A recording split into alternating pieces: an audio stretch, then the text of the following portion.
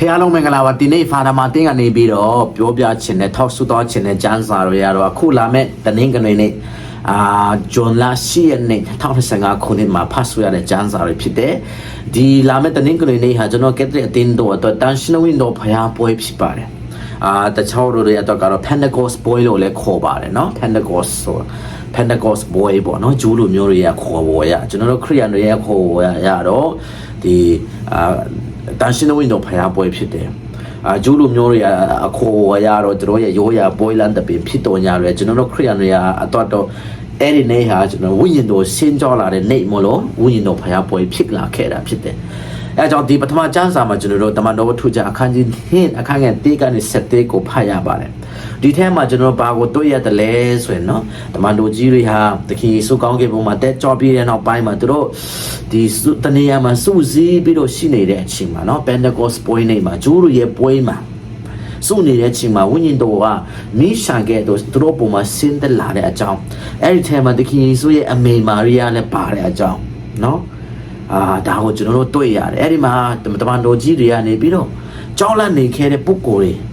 တတိမရှိသေးတဲ့ပုဂ္ဂိုလ်တွေဟာဒီတန်ရှင်ဝိညာဉ်တော်ရဲ့ဆုဂျေဇုကိုရရှိပြီးတော့ကျွန်တော်တို့တွေဟာသူတို့ရဲ့ပါဏာစကားနဲ့စကားပြောတော်ညာလည်းပဲလူအတီးတီးကနေပြီးတော့เนาะပြည်နယ်အတီးတီးနိုင်ငံအတီးတီးကလာတဲ့လူတွေကသူတို့စကားနဲ့ပြန်နားလေလာတာအဲအကြောင်းလူတွေကဟိုဟာဒီလူတွေကဂါလိလဲနဲ့တားရီမဟုတ်ဘူးလားသူတို့စကားနဲ့ပြောနေတာကိုငါတို့တွေကဘာလို့ငါတို့စကားနဲ့ကြားနေရတာလဲဆိုပြီးတော့အိုးခဲ့ကြတဲ့အကြောင်းတော့ဖြစ်တယ်အဲ့ဒါကိုကျွန်တော်တို့အခြားသောဘာသာစကားပြောတယ်လို့ပြောတာဖြစ်တယ်ဝိညာဉ်တော်ကြောင့်ဖြစ်တယ်ကျွန်တော်တို့အခုခေတ်မှာကြားနေရတာပလာပလာပလာပလာပလာပလာဆလာပလာပလာဆလာလာလာပလာပလာပလာတာရီမဟုတ်ပါဘူးနော်ကျမ်းစာရအခြားသောဘာသာစကားဆိုတာတန်ရှင်တော်ဝိညာဉ်တော်ဖခင်တမန်တော်ကြီးတွေပုံမှာဆင်းသက်တဲ့အလုပ်လုပ်တဲ့တမန်တော်ကြီးတွေကဂါလိလဲနဲ့စကားနဲ့တို့စကားပြောတဲ့အချိန်မှာကျွန်တော်တို့ချင်းဖြစ်တဲ့လူကချင်းလို့နားလဲတယ်အင်္ဂလိပ်ဖြစ်တဲ့လူကအင်္ဂလိပ်လို့နားလဲတယ်တရုတ်ကတရုတ်လို့နားလဲတာအဲ့ဒါကခြားတော့ပါတာစကားလို့ခေါ်တယ်နော်ဆိုတော့အဲ့ဒီအကြောင်းအရာကိုကျွန်တော်တို့တန်ရှင်တော်ဝင်တော်ဖခင်ရှင်တမန်တော်ကြီးတွေပုံမှာဆင်းသက်တဲ့အကြောင်းကိုတွေ့ရတယ်ဒါကိုခရစ်တော်ကိုယ်တိုင်ကခဏခဏပြောခဲ့တယ်ငါကောင်းကင်ကိုတွားမယ်ငါတွားဝိညာဉ်တော်ကိုစေဟော့ပေးမယ်ဝိညာဉ်တော်ဖခင်ကိုတင်းတော့စေဟော့ပေးမယ်အဲ့ဒီဝိညာဉ်တော်ကငါအကြောင်းကိုတင်းတော့တင်ကြားပေးမယ်အရာအလုံးကိုတွန်းတင်ပေးမယ်ဆိုတဲ့ကတိအဒီနေပြည့်စုံတာဖြစ်တယ်တခင်ယေရှုကောင်းကင်တက်တော်ပြီးတဲ့နောက်ပိုင်းဆက်ရအတော်မှာဖြစ်တာဖြစ်ပါတယ်နော်တခင်ယေရှုကောင်းကင်တက်တော့တခင်ယေရှုရှင်ပြန်ထမြောက်ပြီးတော့ရဲ့ပေါင်း90ပြည့်တဲ့နေ့မှာဒါကဝိညာဉ်တော်ကျွန်တော်တို့ဆင်းသက်လာခြင်းအသင်းတော်ပုံမှာဆင်းသက်လာပြီးတော့ကျွန်တော်တို့အသင်းခရစ်တော်ရဲ့အသင်းတော်က officially စတင်နေဆိုတဲ့ကျွန်တော်တို့တွေ့ရတယ်အဲ့ဒီထဲမှာဆိုအဲ့ဒီနေ့မှာပဲဆက်ပြီးမှဖတ်လိုက်ရင်လူ3000ပတ်ပစ္စံခံပြီးတော့အသင်းတော်ထဲမှာဝင်လာတာကိုလည်းကျွန်တော်တို့တွေ့ရပါတယ်ဘေထုရဲ့တရားဟောခြင်းအဖြစ်နော်ခေါင်းဆောင်ဖြစ်တဲ့ဘေထုရဲ့ဦးဆောင်မှုအဖြစ်ပါတယ်ဆိုတော့ဆာလန်ကျမ်းစာမှာကျွန်တော်တို့ဘာတွေ့ရတယ်လဲ။အိုဒခင်ကိုရောဝိညာဉ်တော်ကိုစေလွှတ်တော်မူ၍မြင်မျက်နှာပြင်ကိုအတိပြုပြင်တော်ပါ။ဝိညာဉ်တော်ဆိုတာအမြဲအလုပ်လုပ်နေ။နော်။ဝိညာဉ်တော်ရဲ့ဟာကျွန်တော်တို့ဘဝမှာဒီအသက်တာမှာအမြဲအလုပ်လုပ်နေတယ်ဆိုတာကိုကျွန်တော်နားလည်ဖို့ဖြစ်တယ်။ကျွန်တော်ဒုတိယကျမ်းစာထဲမှာကျွန်တော်တို့ဘာတွေ့ရတယ်လဲ။ပထမကိုရိန္သုဩဝါဒစာအခန်းကြီး7အခန်းငယ်3ကနေ9ရဲ့7ကနေ73မှာဘာတွေ့ရတယ်လဲ။ဒီဝိညာဉ်တော်ကဒါကျွန်တော်တို့ကိုတခင်တို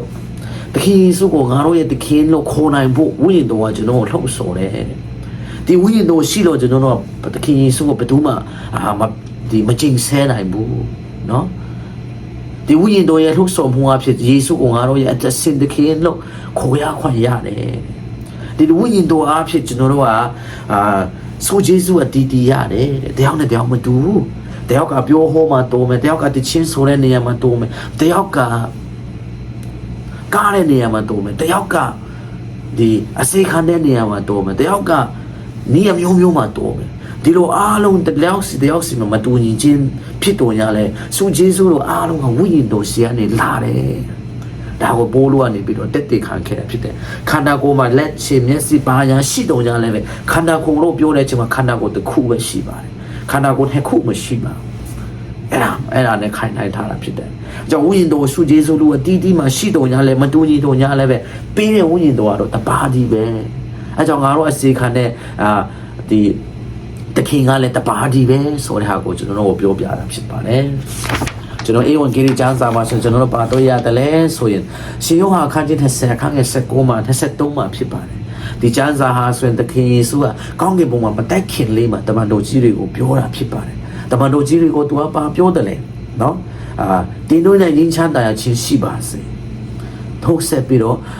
တမန်တော်ကြီးတွေကိုပါအခွင့်အာဏာပေးတယ်လေဆိုရင်ကိုရောကတင်းတို့နိုင်ငင်းချမ်းချင်းရှိစေတည်းခမင်းတို့ဒီငါ့ကိုစေခေါ်တော်မူတဲ့ကဲတော့ငါဒီလဲတင်းတို့ကိုစေခေါ်၏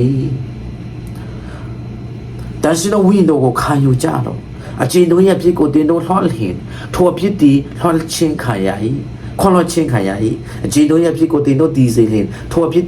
ဒီလက်ရှိ၏ကိုမိန့်တော်မူ၏ဒီနေရာမှာအိမ်မတမရှိဝစားစရာကောင်းတခင်ယေရှုကကားတိုင်းပေါ်မှာတေခါနဲ့ငါတို့အဖြစ်ကိုစပေးတဲ့ပေးစပေးတဲ့တန်းစင်ပေးတဲ့တိုးတော်ညာပဲလူသားတွေဆက်လက်အဖြစ်လုပ်နေမှာကိုသိတဲ့အတွက်ကြောင့်ဒီနေ့တမန်တော်ကြီးတွေကိုကောင်းကင်မှာတက်ခင်မှာပါပြောတယ်လေနံပါတ်1ဝိညာဉ်တော်အလင်းကြီးဝိညာဉ်တော်ကိုပေးတယ်နော်ဝိညာဉ်တော်အဖြစ်သူတို့ကိုယဟန်တိခါပေးတယ်အဲကြောင့်ကျွန်တော်ကက်သလစ်ယဟန်ရတိခါခနဲ့ချိန်မှာဝိညာဉ်တော်ရဲ့ဆုကျေးဇူးကိုတောင်းခံကြတယ်ဆရာတော်ကဆုတောင်းပေးရတယ်ဝိညာဉ်တော်စီအဲ့ဒါကြောင့်ဒီတမန်တော်ကြီးတွေဝိညာဉ်တော်ရဲ့ဆုကျေးဇူးကိုခရစ်တော်ကဝိညာဉ်တော်ကိုခံယူကြလို့ပေးတယ်ပေးပြီးမှဘုရားသခင်ကငါ့ကိုစေထောက်တဲ့ကဲတော့ငါလည်းနေလို့သတ်စေထောက်တဲ့ official တရားဝင်ဖြစ်ခြင်းနော်တရားဝင်တို့ကိုစေထောက်တဲ့ပြီးတော့တမန်တော်ကြီးတွေကလည်းသူတို့မရှိတော့မဲ့အချိန်မှာသူတို့အရရဆက်ခံမဲ့ဆရာတော်တွေပူရမင်းကြီးတွေဖုံးတော်ကြီးတွေကိုဆက်လက်ပြီးတော့အတင်းတော်မှာထားခြင်းဖြစ်တယ်အဲအကြောင်းဒီအတင်းတော်ဟာဝိညာဉ်တော်ဟာဖြစ်အခုချိန်ဒီကက်သလစ်အတင်းတော်အနေနဲ့ခရစ်တော်ရဲ့အတင်းတော်ဟာဒီပေါင်းတစ်ထောင်ကျော်ကြာလာခဲ့ပြီဖြစ်တယ်အဲအကြောင်းမိတ်ဆွေတို့ဒီနေ့